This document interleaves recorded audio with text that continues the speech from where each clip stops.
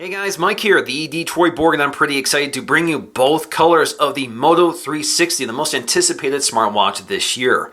So we have the black version and the gray version. The gray version has a gray Horween leather watch band with a stainless steel watch face. The black version has a black Horween leather watch band with a black painted stainless steel face. This looks a little more stealthy, and I think this one looks a little more jewelry-like. Both retail for $249, so about $250. Now both of these are running Android Wear, so any Android phone running 4.3 or newer and supports Bluetooth LE will work with these watches. Now both of these have circular displays with a 1.56-inch diameter display with a resolution of 320 by 290. They're using IPS LCD technology instead of OLED like Samsung's watch does, so these work a little bit better outdoors, but they're not quite as vibrant. They don't quite have the same off-axis viewing of an OLED display. Now in terms of specs, they have a TI OMAP 3 processor, of course pretty low end, 4 gigs of internal storage and half a gig of RAM with a 320 milliamp hour battery. Now battery life is estimated to be about 1 day depending on use, so plan to charge this overnight. Now both of these come with gyroscopes, accelerometers, a compass, a pedometer, and a heart rate sensor. We also have dual microphones which are waterproof because this is IP67 certified, so it can be submerged in water for a limited period of time. So of course with a circular watch we have to have circular packaging, which is quite nice here. So I'm just going to cut the plastic along the side. So we just have these 3 tabs to cut along the side. Alright, so just lift the lid here, shouldn't come right out. There we go. So if you look inside, you'll see Moto 360, a little padding here for the watch face, which is right there. And inside we'll find our Moto 360 in this little cradle here, looking really sleek. So as you can see here, we have this little pad to keep the watch band in shape. Just push that out, it's a little foam pad. And there is the watch band. You can really smell the fresh leather in here. So this is Horween leather by an American manufacturer. It looks really sharp. You can see that the inside is more of a velvet sort of texture. The outside is a shinier leather texture. We have our watch face, which is covered in plastic. Let's go ahead and peel that off. Really sharp looking. We also have a piece of plastic covering the back panel, so let's go ahead and peel that off. So behind this cradle, we'll find all the accessories. So the first thing I see here is the wireless charging dock. So let's go ahead and pop this out of here. So toward the back, you'll find your micro USB charging port. At the bottom, you'll find this rubber foot with the Motorola branding. This grips onto a table, prevents it from sliding off. It's also pretty nicely weighted here, so it shouldn't come off too easily. And then we have the charging surface, as you can see here, which is where the watch rests in. Now, the entire device or the entire dock is actually covered in sort of a matte textured material, which actually feels quite nice and should do a nice job protecting the watch from scratching. We also have the micro USB charging cable for the charging dock, and this also is Motorola branding, complete with the Motorola dimple, familiar from the Motorola phones. And we have some light paperwork here, so we have a quick start guide just telling us to charge it first and how to turn it on, and then some regulatory information. Alright, so let's go ahead and open up the gray version. So as you can see here, again, much more jewelry-like with that raw stainless steel finish. Again, very attractive, along with that gray watch band, which I think a lot of people don't prefer. I think a lot of people prefer the black watch band. Let's go ahead and push that through. So there we go, we just have our little screen protector here to protect that Corning Gorilla Glass 3 front glass. Then we have the same protector on the back protecting the heart rate monitor. Now inside we'll find the exact same accessories, including the charging dock and the power adapter, all the same color. Of course, we also have our paperwork. So taking a look at the watch faces, again, you have the stainless steel version with that milled metal finish, which I think looks pretty nice. The black version, again, a little more stealthy here. Can't quite see as much of that metal finish because it is painted black, but again, it is stainless steel and you can kind of see the finish or the grain of the milled metal there. I think a lot of people will actually prefer the leather watch band on the black version versus this more velvet-like watch band on the gray version. It's actually similar to the texture behind the black watch band. As you can see, the gray and black look the same when you flip them over. We also have stainless steel watch buckles, and as you can see, when you flip them around, they actually tell you that's stainless steel here. So again, I think it looks a little more jewelry-like on the stainless steel, raw stainless steel version versus the black. Now, the watch bands are removable, but the pins are a little difficult to get at. Now, along the left side, you'll find the microphone assembly, which is water-resistant. Now, along the right-hand edge, filling the position of a traditional watch crown, you'll find a home button, which is surrounded in a brass-like material here. So again, it looks a little more premium. Now, if you look at the back, you'll see the heart rate monitor toward the center, which uses an LED light. Now, making some headlines is the fact that the Moto 360 really doesn't have a full 360-degree display. There's a little notch down here which houses the ambient light sensor, the display drivers, and the digitizer. So that's necessary in order to create this really thin bezel and edge-to-edge display, because it has to go somewhere. I think it's really impressive because it creates a very large display without creating a large watch face. It looks really impressive, and when I mean edge-to-edge, it really is edge to edge. In fact, the display seems to extend behind the watch face. It's really interesting, especially with the beveled glass edge, which looks really sharp here. Again, much more like jewelry than most smartwatches today. And again, a really sharp display. All right, so let's go and power this on for the first time. I'm just going to tap and hold the power button along the side. Boots up and you get that little Motorola logo. All right, first thing we need to do is select our language, and we have to install the Android Wear app on our Android phone. So I've already installed the Android Wear app. So what I have to do now is pair with a new wearable.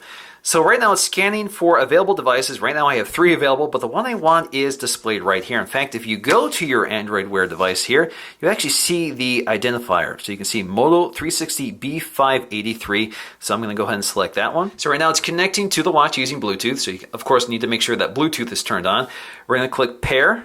So they're paired and ready to go. And the first thing it will need to do is install any updates. Now let's go and take a look at the user interface. So as you can see here, I can tap the display to wake it up. So basically the home screen of an Android Wear watch is the time or watch face you've chosen and your most recent notification. So I can swipe up to see all my notifications here. I can continue swiping through them. So I can see my text messages, I can see my Instagram messages. Basically, all of these are notifications pushed to your phone. I can also see all my Google Now cards. I can see my sports scores, stocks, and my pedometer, as well as my weather conditions. And usually these appear at the end of your push notification list here.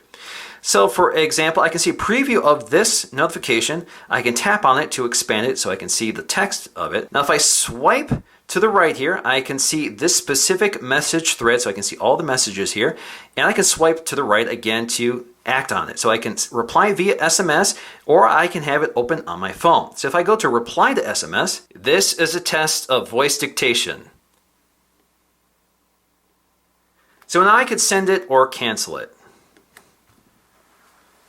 Now I can also just dismiss this by swiping to the right. I can also just wake up the watch by twisting my wrist, or I can hit the power button along the side to either wake it up or put it to sleep. Now you can also mute the display of the watch just by putting your hand over the watch face. Now you can also swipe down to see your battery status as well as your date, and you can mute your notifications. So as you can see here, you get a little mute icon here. If you want to unmute it, just swipe down again. And again, this also has a vibration motor in here, so you receive notifications through the vibration motor, not a speaker. But of course, your phone will also sound if you have that turned on, so you can hear both your phone and feel the vibration on your smartwatch. Now, when you're on the home screen, you can also say, "Okay, Google, what's the weather like today?"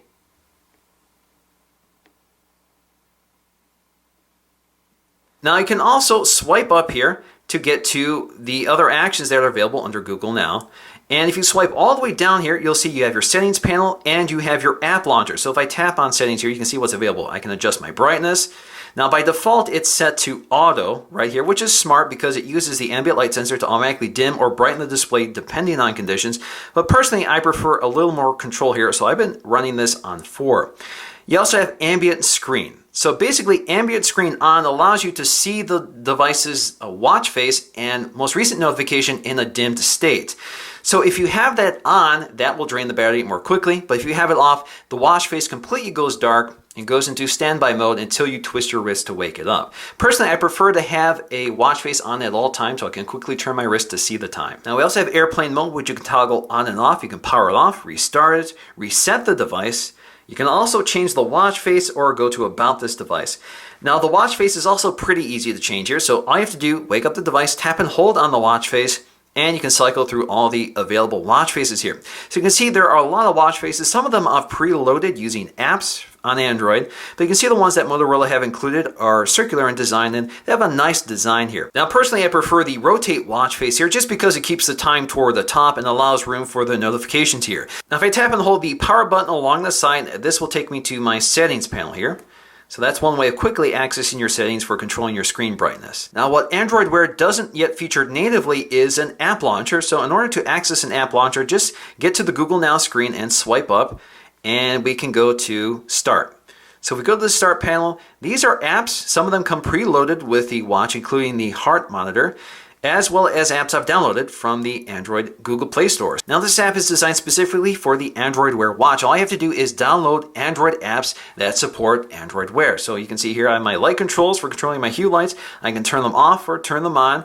I can also, if I continue swiping to the right, you can see I can change my color, I can change the brightness, I can see the saturation, that sort of thing. So I have lots of controls here just by swiping left and right. Now when somebody is calling you on your connected Android phone, you'll receive a notification on your watch which allows you to either dismiss it or answer the call, but of course you'll have to pick up your phone to actually talk to the person. Now the Wear app allows you to control things such as the ambient screen, so you can toggle that on and off if you prefer.